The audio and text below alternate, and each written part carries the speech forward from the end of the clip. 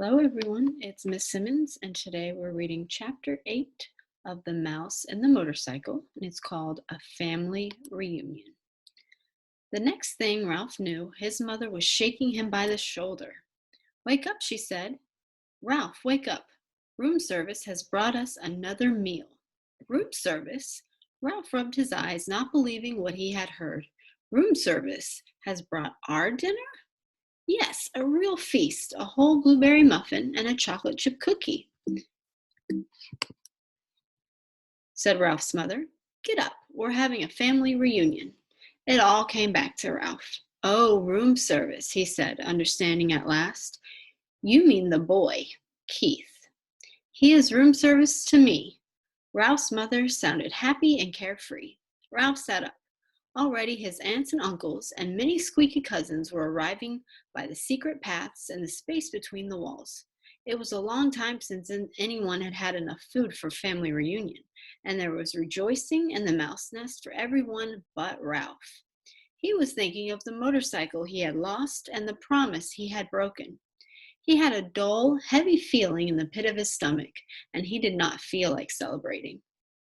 "Why, there's Ralph," squeaked his Aunt Sissy, who thought she was better than the rest of the family because she lived in the bridal suite, where she, led by led her relatives to believe riches of rice fell to the carpet when the bride took off her hat and the groom shook out his coat. The rest of the family knew Aunt Sissy was not as grand as she pretended to be, because very few brides and grooms came to this hotel these days. "My, how you've grown." Ralph never knew what to say when people told him how he had grown.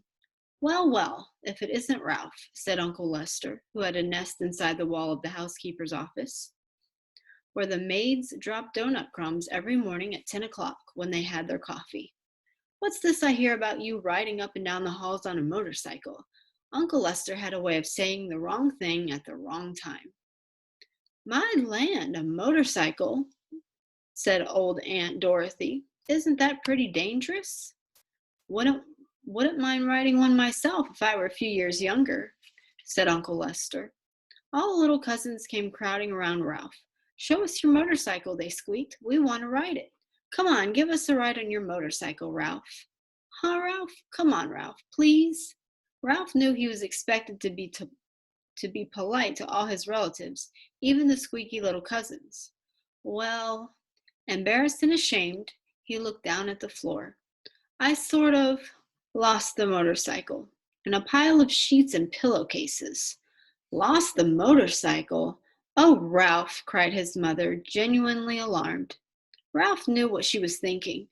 Did this mean the end of room service? Did she have to go back to pilfering crumbs for his brothers and sisters? "That's a young mouse for you," said tactless Uncle Lester. "Can't take care of anything." "If anybody asks me, I think it's a good thing he lost it," said Aunt Dorothy. "Riding a motorcycle is just plain foolhardy." All the little cousins looked disappointed and sulky. "I don't think he ever had a motorcycle," said one. "I bet he just made it up," said another, and the rest agreed. Ralph felt terrible. The family reunion swirled on around him. The muffin and the cookie were divided. Cousins fought over the blueberries. Uncles, usually overweight uncles, asked for second helpings. Everyone talked at once. The little cousins finished their dinner and went racing around the mouse nest. The aunts and uncles raised their voices to be heard above the racket their children made. Suddenly there came from the knothole a noise that drowned out the squeaks and squeals of young mice at play. "Shh!" Not a mouse moved. They looked at one another, too terrified to speak. "Psst! Hey, Ralph, come on out," whispered Keith at the entrance to the mouse nest. Ralph's mother gave him a little shove, but no one spoke. With heavy feet, Ralph walked to the knothole, but he did not go out into room 215. "What do you want?" he asked. "You and your family better be quiet in there or my mother will hear you." "You know how she is about mice," Keith said. "I don't know why people say things are quiet as mice. You sound like a pretty noisy bunch to me." Behind Ralph, his relatives began to tiptoe quietly away to their own homes, leaving his mother to do all the cleaning up. Did you have a nice picnic? Ralph asked, dreading what he must tell the boy. Yes, we saw an old mining town with a real jail with bars on the windows. Keith reached into his pocket and pulled out something curved and hard and white with a rubber band fastened to it with a piece of scotch tape. I brought you a present, he said. Come on out. Puzzled and curious, Ralph squeezed through the knothole. What is it? He asked. Whatever the object was, he had never seen anything like it. Half a ping pong ball I found down in the game room, said Keith. See, I patted the inside with thistledown and anchored the rubber band to the top of the scotch tape. What for? Ralph still did not understand. A crash helmet for you. Keith set the half ping pong ball on Ralph's head and slipped the rubber band carefully around his whiskers until it rested under his chin. There, that's just right. You need it big so there would be plenty of room for your ears. When you ride motorcycle, you need a crash helmet. Ralph peered at Keith from under his new crash helmet, which rested lightly on his head. He knew he looked every inch a motorcycle racer, but never in his whole life had he felt so ashamed. He longed to crawl into the hole and never face Keith again, but his conscience, which until now he did not know he had, would not let him. There was nothing to do but stand there in his fine new crash helmet and confess. You might as well know, he told Keith. I lost the motorcycle. Lost the motorcycle? Keith, who had been kneeling, sat back on his heels. But how? I rode it by mistake into a pillowcase and a heap of linen on the floor, and it got dumped into the laundry hamper, confessed Ralph. You rode it into the pillowcase, repeated Keith. But you weren't supposed to ride it in the daytime. You promised. I know, agreed Ralph miserably.